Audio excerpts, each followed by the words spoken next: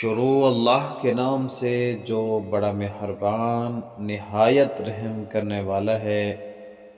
ان گنت درود و سلام حضور سرور کونین صلی اللہ علیہ وسلم کی ذات اقدس پر۔ السلام علیکم ورحمۃ اللہ وبرکاتہ۔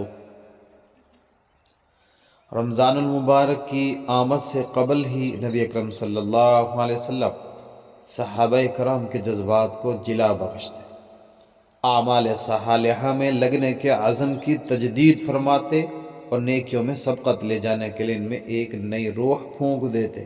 شعبان کے آخری ایام میں ہی رمضان المبارک کی فضیلت، روزہ، تلاوت قرآن، نفل صدقات و خیرات، سر کے شیاطین سے حفاظت، سحری کھانے والوں پر رحمتوں کا نزول، افطاری کے وقت دعا کی قبولیت اور جہنم سے چھٹکارا، غریب و مسکین کا خیال اور ان جیسوں دیگر اعمال صالحہ کے فضائل سنا کر پورے اسلامی معاشرے میں نیکی کی عمومی فضا قائم فرماتے۔